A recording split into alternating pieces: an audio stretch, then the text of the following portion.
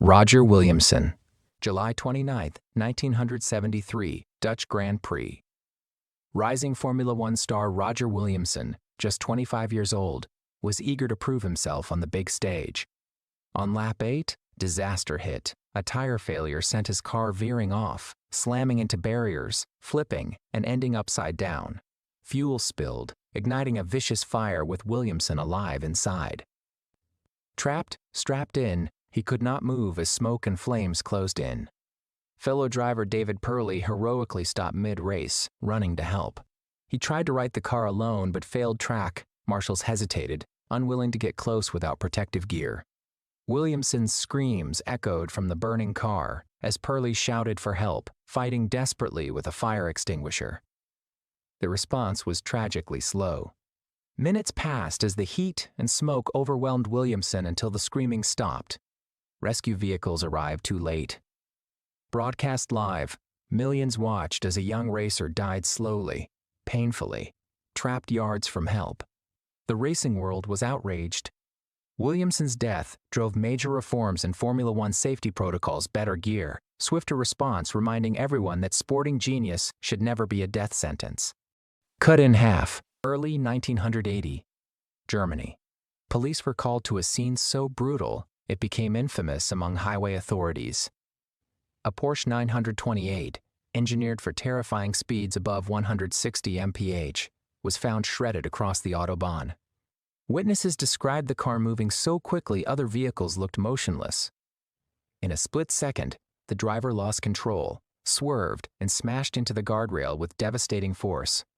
The impact was so extreme that the Porsche was literally ripped apart. The driver's upper body remained strapped to the seat, while the lower body was thrown several meters away. First responders arrived to an unspeakably gruesome scene. Car parts scattered, and what was left of the driver in two places.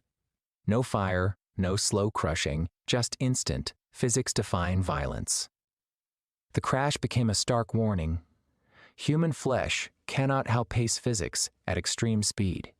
Even seasoned investigators were shocked, confronting a level of devastation few had ever seen. Sometimes, the car doesn't burn, but the legacy does, a caution for every would-be speedster. Princess Diana, August 31, 1997. Paris, midnight.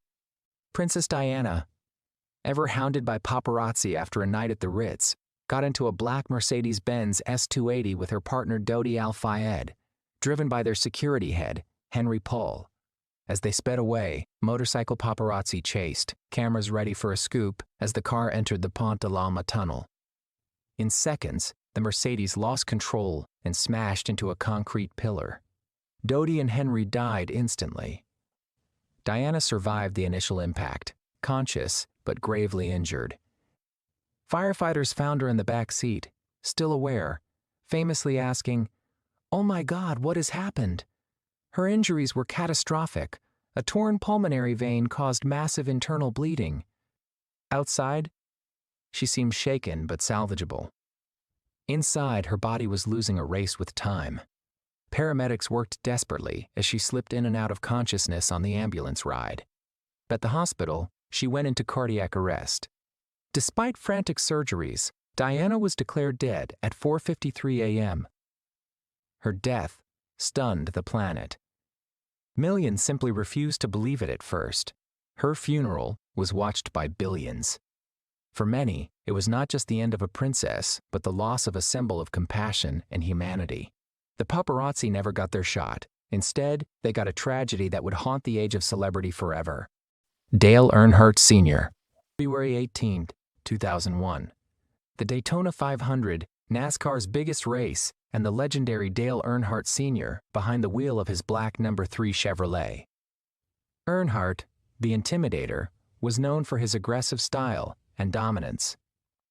Fans expected yet another strong finish as the race came to its last lap. But disaster struck. Earnhardt's car made contact with another just before the final turn, lost control, and smashed head-on into a concrete wall at nearly 155 mph. From the stands, it didn't look fatal. The car wasn't torn apart, no fire erupted. Many thought he would walk away. As always. Inside the cockpit, the reality was grim. The crash caused a basal skull fracture, connecting the skull to the spine, a catastrophic injury in motorsport.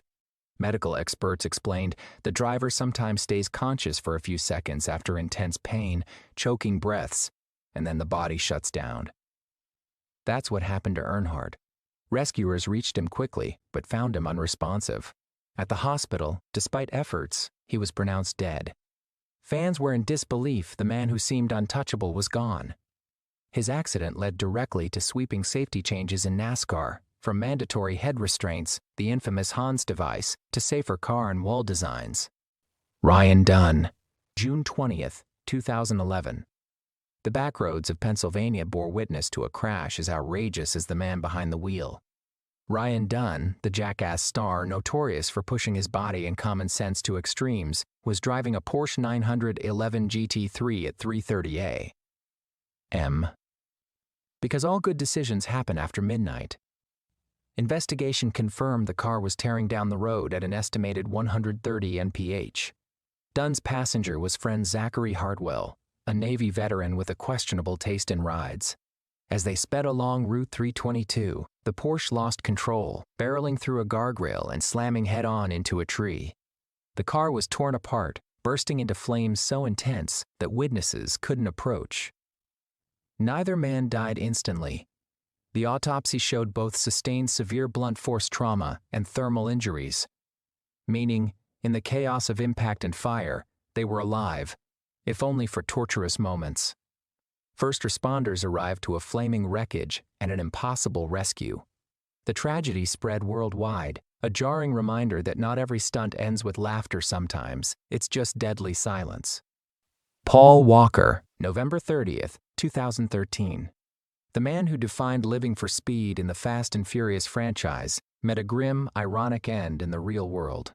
Paul Walker was not behind the wheel, but he did step into a rare red Porsche Carrera GT after a charity event in Santa Clarita, California. This limited edition car was the kind that made supercar fans drool and insurance agents sweat. Only about 1,200 Carrera GTs ever existed, and they were notoriously twitchy. Walker's friend Roger Rodas was at the controls, heading down the street at what witnesses believe was over 90 mph, because why not double the speed limit right before dessert? Seconds after accelerating, the car lost control, ricocheted off a curb, smashed into a tree, then a lamppost, and split apart. The world gasped in horror. People assumed Walker must have died instantly, but reality had other plans. The impact broke bones, but it was the inferno that followed which trapped him in the passenger seat. The seatbelt held him, but also made escape impossible as flames consumed the wreck. Walker was alive as the heat and smoke took over, fighting for air, unable to break free, while bystanders and first responders could do nothing but watch an inferno from a helpless distance. The coroner later revealed Walker died from a grisly combo of trauma and burns. Fans around the globe mourned, devastated by the cruel twist that the man who'd survived countless movie crashes met his fate where Hollywood safety nets couldn't help. Lesson? If your claim to fame involves dodging death on camera, maybe don't tempt fate with a car famous for being hard to handle, and do check those tire expiry dates, folks. If you enjoyed this video, subscribe for similar ones, and feel free to drop suggestions for the next video in the comments.